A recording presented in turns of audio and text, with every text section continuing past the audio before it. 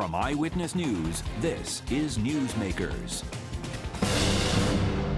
The race is on. 6 Democrats are seeking to replace Joe Kennedy as the representative for Massachusetts' 4th Congressional District, which includes Fall River, Taunton, and Attleboro. One of them is Jessie Mermel, a former top aide to Governor Deval Patrick. How would she advocate for the South Coast on Capitol Hill? This week on the first half of Newsmakers, Democrat Jessie Mermel. Then, $400 million. That's the price tag on a newly announced development in Pawtucket that would include a minor league soccer stadium. Could it offset the loss of the Paw Sox? On the second half of Newsmakers, a closer look at the proposed Tidewater Landing project.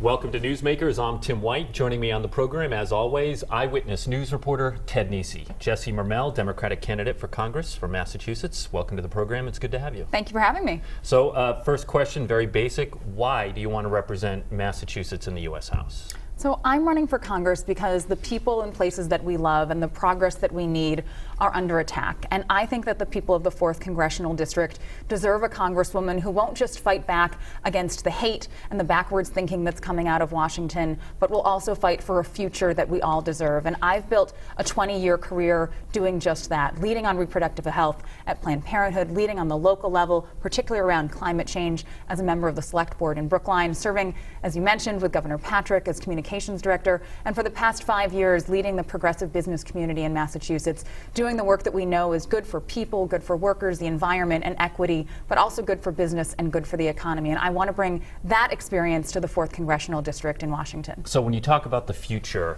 what would be if you were elected to Congress, what would be the single policy initiative, the single most important policy initiative you'd want to pursue? And would that change depending on who's in the Oval Office and who controls Congress? It has to, right? I mean, if the Democrats fail to take back the Senate, ideally with a 60-plus vote majority, or the White House, the entire agenda has to change. We need to fight back, particularly if, God forbid, Donald Trump is still in the White House.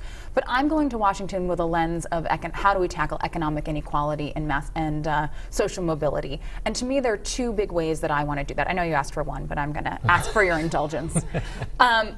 I've spent a good part of my career working on women's reproductive health, and Roe versus Wade is under attack like we've never seen before. I want to fight to make sure that we preserve Roe, that we codify Roe in federal law, that we repeal Hyde, and we make sure that Title X family planning money is back to a real family planning money, not the way that the Trump administration has decimated it. And it's because the #1 determinant of whether or not a woman can control her economic future is whether or not she can determine if and when she starts a family. And the second piece of it is paid family and medical leave. I was proud to be one of the 8 people the legislature in Massachusetts asked to come to the table to negotiate what is now the strongest paid family and medical leave law in the country, and not this fake paid family and medical leave law that Ivanka Trump wants to pass, where you take time off now to start a family or deal with an illness, but you're robbing your own Social Security decades down the road. Real paid family and medical leave that helps particularly low income, particularly people of color in the workplace, to have the opportunity to start that family, to deal with an unfortunate medical incident in their family, and not have to worry about the threat of losing their job or personal financial ruin. I want to talk about the first issue you mentioned. You mentioned abortion, and you were head of Planned Parenthood, Massachusetts. I was the head of external affairs. Head of external affairs, thank you. Not looking for a promotion. I didn't. I appreciate that. Humility, always good in politics. There was an interesting New York Times piece the other day about divides over strategy in the reproductive rights movement. And one of the things that I was thinking about was how Democrats used to say abortion was safe, legal, should be safe, legal, and rare. Some Democrats. Some Democrats. Sure. And that has become controversial. And I was wondering what you think about that framing of the issue as someone who's worked on that issue yourself. That framing is antiquated and deserves to be long in the rearview mirror. You know, abortion is a part of medical care that is safe and legal, absolutely, and should be accessed whenever an individual feels it is appropriate for their lives. Period, full stop.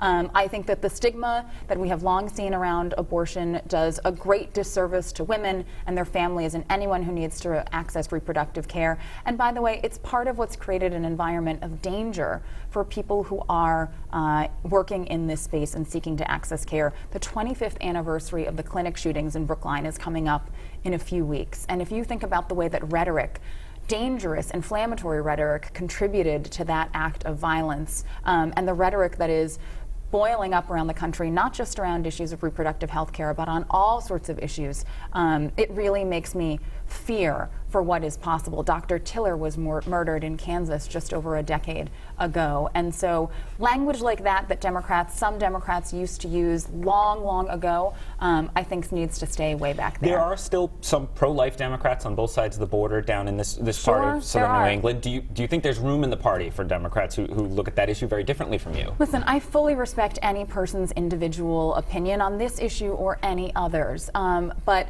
on something that has long been settled constitutional law and something that we know is so absolutely vital to people's health care and to people's ability to plan their future and control their economic destiny. I believe that the law of the land and the approach that we apply to everyone, not anyone's individual beliefs or individual choices that they might make, needs to be broad and firmly in the camp of being pro-choice. The race to replace Congressman Joe Kennedy has been a dash to the left, it seems, and the southern part of the 4th District, Attleboro, Taunton, Fall River, and the towns in between aren't nearly as progressive as Brookline. How do you resonate with the voters down here when all of the candidates are coming from Newton and Brookline? Sure. So I've lived in Brookline for 20 years, but I actually grew up in a small farming town in rural Pennsylvania. It was a town of 5,000 people, the biggest town in the county. Fall River is the big city compared to where I grew up. And where I grew up decades ago, generations ago, coal was king and then died, and decades ago, dairy was king and died. And when I was in elementary school, the paper factory at the end of Main Street lost a shift and lost another shift and was closed by the time that I was in high school. And I fully understand that that isn't fishing or jewelry or textiles, but the lived experience is the same. So I can appreciate that people are going to see Brookline next to my name on a ballot and make some assumptions. But my upbringing, my background, my shared lived experience is much more in line with the southern part of the district than it is where I've happened to have laid my head the past 20 years. I want to ask you about the cap on state and local income taxes. This is something where Democrats sometimes, we don't know where they'll land on this because on the one hand, President Trump took it away in the tax law, and it's somewhat progressive to take it away because it helps a lot of upper middle class families. On the other hand, a lot of the people who benefited from that are in this part of the country. Do you think that should be put back in place, or do you think it's right to get rid of it? So Democrats have been working to get rid of it on a temporary basis with the eye toward taking back control of all of Washington and doing more comprehensive reform to the president's absolutely atrocious tax plan that we know disproportionately benefited the wealthy and corporations. I do think it makes sense to make that temporary change, but in the context of driving towards larger systemic change. So you would put back in place a full deduction for state and local income taxes? I think it makes sense. I realize that there are some wealthy people who would benefit, but I do think that it makes sense for lower income people who would, I think, see a greater benefit from it. We taped this on a Friday morning, and a great jobs report came out this morning. The country added 266,000 jobs. Bill Clinton's top aide used to famously say, "It's the economy, stupid." Does President Trump deserve credit for the robust economy? Not really. So much of this economic growth is based on work that was done during the Obama administration, and he happens to be benefiting from it. And by the way, we've seen that with presidents who take over. People at home right now are scoffing at the television that you're saying that Obama deserves the credit. You're a Democrat. Of course she's going to say that. Why can't you give the current president some credit for where the economy is right now? Because the current president has put in place a tax plan that we just talked about that is making it incredibly hard for some of the people who even voted for him to get ahead. If you're a farmer, if you're in, working class families, the president's tax cut, after he campaigned and promised to help those working families, is just putting money back in the pockets of wealthy people and corporations. Corporations that said, when we get this tax cut, we're going to give it back to our workers. And all of the research is showing that that just hasn't turned out to be true. Listen, I am sure that there are tiny examples that we could point to that show that the president has done something that has yielded some amount of economic growth. But I do not think that he deserves credit for those numbers. I think the groundwork was laid by President Obama. And I also think it's important to recognize that the incredible detrimental things that he has done around immigration, around race, those have economic impacts, right? When we're losing workers because of what's happening around immigration, when people don't feel like they can fully participate in society, that has negative economic impacts. And that looks beyond numbers, but I think it's just as important to the conversation about the future of of this nation's economy. All right, Jesse Mermel, we're going to do a quick rapid fire section. Great. Okay, I know you enjoy that. I'm we do delighted. this with all candidates, just to move through some topics very quickly. Is there we don't like want something to litigate electric on my chair? Yeah, maybe. Oh, maybe. You'll find out. Stay tuned. Exactly. them. Jesse, you for or against term limits for members of Congress? Against, because we already have term limits in elections. Who do you like for U.S. Senate in the Markey Kennedy race? Whoever wins the Democratic primary. So you're not going to profile and courage there, Jesse? Yep. Okay. Should the federal government legalize recreational marijuana? Yes. And who do you like for president right now? Whoever is the Democratic nominee. What I'm noticing there is you did not name your former boss, Governor Deval Patrick. How come? You know, I absolutely adore my former boss, and it was a great honor to work for him. I was actually with Diane Patrick, his wife, last night, who's endorsed our campaign. I'm really focused on winning the 4th Congressional District. We have an incredibly strong field of candidates, several of them from here in Massachusetts. I know the type of magic that Deval Patrick can work. I have seen that man pull more rabbits out of hats than I can count, and I am really pleased that he is in this race. Did it surprise you when he announced? Or let me ask it a different way. Did he reach out to you beforehand? It depends by what you mean by beforehand. Immediately before, no. Before, when he was originally considering it, yes. And I was actually on the road with him a bit, traveling around the country as he was considering it. But then, of course, Mrs. Patrick wound up having a cancer diagnosis that the governor's talked about publicly. Thankfully, she is well now, and I think that was a significant part of his reconsideration. But no, he did not reach out to me if what you're talking about is in the past several weeks. It did, and we No. don't want to spend too much time, but it did seem like some of the Deval Patrick diaspora was taken by surprise when he did jump in. It was so late and everything. Did you see that coming? I didn't, but in fairness, I've been in a little bit of a bubble, so I don't know that I'm your your best gauge of the Deval Patrick diaspora for this particular thing. Fair enough. Let's go back to the Congress race. You've talked about being an advocate for single-payer health care. You were on with Steph Murray on the Politico podcast this week. You know, that has tied some Democrats in knots on the presidential campaign trail this week, particularly the question, would you make everyone get rid of their private health insurance even if they like what they have now? Where do you come down on that? What if someone says, I like my plan, I really don't want to get switched to Jesse Mermel's single-payer plan, even if she says it's better? Pretty sure it's not going to get named after me. Okay, just fair enough. a hunch that I have. Aim high. Yeah, exactly. They like to name stuff after a freshman member of Congress. Listen, as I walk around this district, as I drive around this district, as I talk to folks, the number one thing people talk to me about around healthcare is cost. The cost of an emergency room visit, the cost of prescription drugs, even just the fear of cost that people might bear if something unexpected happens. And I believe that the best way to address those concerns and other concerns around access is to drive in the direction of Medicare for all or single payer. I think it's really, really important for us to have the conversation about how we cannot afford to do this, right? What is the cost of not doing this? Right now, we're already spending about $1.5 trillion a year on healthcare in America when you combine all of the various programs that touch this. That's not including the cost of lost productivity from people who are sick and not receiving adequate healthcare. So I think we need to frame this in the cost of what would it mean if we didn't do this. I also think it's important to have a conversation about politics in the context of healthcare, and I think this is relevant to your question. For Medicare for All to move forward in a quick timeline, we would need control of the House by Democrats, a 60-plus vote majority in the Senate, and control of the White House. And let me be clear, I'm going to bust my butt to make that happen over the next, how long do we have until the election? Yeah. I don't even know what day it is, but however long it is between now and November of 2020. But it's unlikely. If we somehow fail to achieve that, then I think it's incredibly important that we have a plan to address the pain points that people in the 4th Congressional District and across the country are feeling around fears of cost, fears of access, fear of what may happen to them and to their families if they were to experience a catastrophic health event. And so I think that we need to be moving in the direction of Medicare for all. I fully intend to help us build a political climate where we can do that swiftly. But if it is not possible in an expedient way, then I think we do need to put practices in place so that we can address those pain points quickly. I know we're over break. I'm just going to push the break a little bit more here by another minute. Quickly on immigration. Some have called for the abolishment of ICE. Mm-hmm. Do you agree? I do. Why? There are functions in ICE that are absolutely vital and must continue to be performed. Drug trafficking, human trafficking. So who picks up that responsibility if ICE is gone? ICE is part of the Department of Homeland Security, and those are functions that pre-existed ICE in various other places. ICE has only been around since immediately after September 11th. This is not some long-standing institution in our country.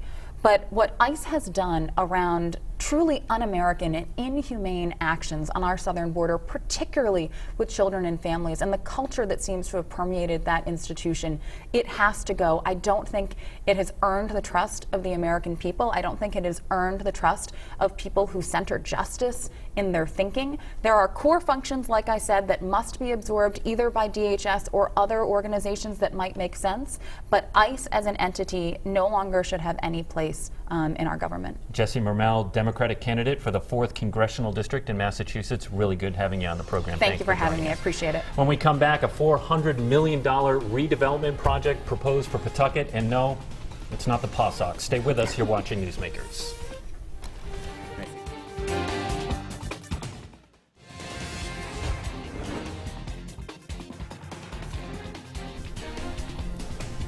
Welcome back to Newsmakers. I'm Tim White. The city and state leaders earlier this week announced a $400 million redevelopment plan for downtown Pawtucket, including a 7,500 seat professional soccer stadium. It's called Tidewater Landing. It would be the largest development project in Pawtucket history. And officials claim that it would pay for itself. You're looking at renderings right now on the screen of the soccer stadium, and there are 2 other areas you can see on the screen that would be included in that, including the old Apex site that we're all familiar with as we drive up 95. All right, joining us to talk about this project and how it came to be is WPRI.com reporter Eli Sherman, and of course we are continued to be joined by Ted Nesi. The first thing people are probably wondering when they read your story on WPRI.com or heard us talking about it here is, oh, they found something to do with McCoy Stadium when the Paw Sox leave. And the answer to that is? There's no McCoy. That is not part of this proposal that's on the table. And you're right. What's interesting about this whole thing is that it came out of a RFP process that was designed for McCoy and surrounding areas. But the developer came in, and for whatever reasons that we haven't heard yet, McCoy was not part of what they wanted to do. So the 3 parcels that they want to develop on, as you saw from the renderings, are along the Seekonk River. What were they, because you were at the press conference, Eli, where they announced all this. What, I was actually on jury duty, folks, otherwise I would have gone, I promise. Civic duty. Civic duty. So what did you hear? I'm sure it came up from the reporters at the press conference, like, what about McCoy? We're still waiting for that. What were the officials saying about that? Yeah, I asked the Mayor, Don Grebian, that very question, and he said, you know, the discussions about McCoy are very much ongoing. There are some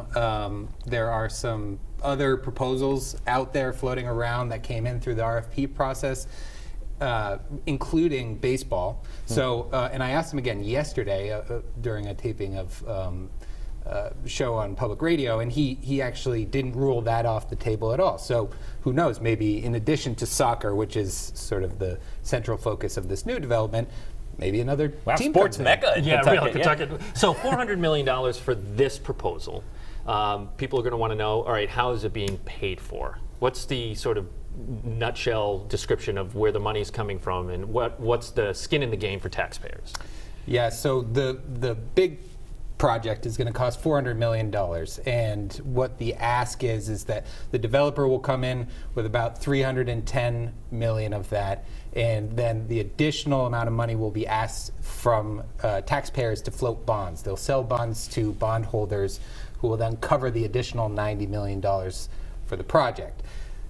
I should say that state officials are very adamantly saying that taxpayers will not be on the hook for this $90 million. That money will come from the revenue that's generated from taxes from the development, And if the money's not there, then the bondholders can't come after taxpayers. And a portion of that is going to be Pawtucket, but it's the lion's share. My understanding from your story was of the public investment, the 70 to 90 million estimate. That'll be state. That's right. Money. Yeah. Yep. All right, Ted, so I have a question for you in the political prism, since you are a political editor. Speaker Mattiello was against the plan to keep the Paw Sox in Pawtucket. The Paw Sox plan had taxpayers chipping in $38 million for the stadium, representing about 46% of the $83 million cost. You just heard Eli. $70 to $90 million, which is 20% of the $400 million investment. But the speaker was there for the big announcement, which prompts many to ask, what gives? Well, I think a couple things. I think one thing is, I think Speaker Mattiello, Mark Patinkin had that really tough column in the Projo recently, laying the lion's share of the blame for the Paw Sox leaving Rhode Island on Speaker Mattiello. And I think we've now seen the shift that a lot of us expected, which is it's gone from people saying, I don't like the idea of spending money on it, those people being vocal, to they're actually leaving for Worcester, and people are like, whose fault is this? Why? Who let this team go? And the Speaker Mattiello is taking a lot of the blame for that because of how he handled it. So I think it was important to him politically to show, I'm here, I'm not against Pawtucket, I was just against the stadium deal for various reasons, looking out for taxpayers. But the other piece, and I think in fairness to Mattiello, is this is structured differently. They're saying the 70 to 90 million from the public will go toward infrastructure. Clearly infrastructure to help make the stadium a success, and I'm not trying to underplay that, but the $38 million from the Paw Sox plan was literally to build the stadium, and it was going to be a publicly owned stadium. So I do think this looks a little more like what we've seen Massachusetts do. We always talk about how Gillette Stadium didn't get any public money, but they spent public money on all the roads that we used to get into Gillette Stadium. Plus, this doesn't have to be litigated at the General Assembly again, right? Because they already did that. This thing is just plug and play at this point, unlike Paw Sox where they had to, hold hearings and all. We're not going to have hearings on this redevelopment project. That's right. If people remember back to a couple years ago when the Paw Sox came out with their proposal, it went before the Senate Finance Committee for months, and then the House Finance Committee met on it as well. And the Paw Sox, meanwhile, had told the state, listen, we're going to go talk to other towns while you're figuring this out. And they did. And ultimately, when the House, led by Mattiello, came out with a revised plan, the Paw Sox had already created a deal up in Worcester, and that's the route they went. I want to talk about soccer. We have a few minutes left. Hannah, if you could bring up the chart that Eli had in his article earlier. What you're looking at on the screen right now is popularity of youth sports in Rhode Island. And the one line in the top that you can see growing there, if I'm reading that right from a distance, that is soccer, right? So soccer in youth sports anyway is very popular, but you looked at this issue. What are you hearing from, I guess, experts in the field? Are they going to be able to put butts in the seats at a soccer stadium in Pawtucket? Is there enough interest in Rhode Island to fill a 7,500 seat stadium? Yeah, well, if you ask soccer advocates, it's a no-brainer, right? They say, yes, this is the sport of the future. As you see, among youth, it's fast-growing. And I think that there's also a demographic at play. In Pawtucket and Providence and Central Falls, there's the highest rate of foreign-born residents, which, as we know, soccer is much more popular in other parts of the world than it is in the United States. So there's a demographics at play there too. But I think that one of the things that I looked at is, okay, how are the Revs doing? The Revs, the New England Revolution, the MLS soccer team up in, they play in Gillette, which is only 20 miles away, and their attendance has been slipping about 15% over the last 5 years or so, and I think that if you ask soccer advocates again, they'll say, oh, that stadium is not meant for soccer, it's meant for football because that's where the Patriots play.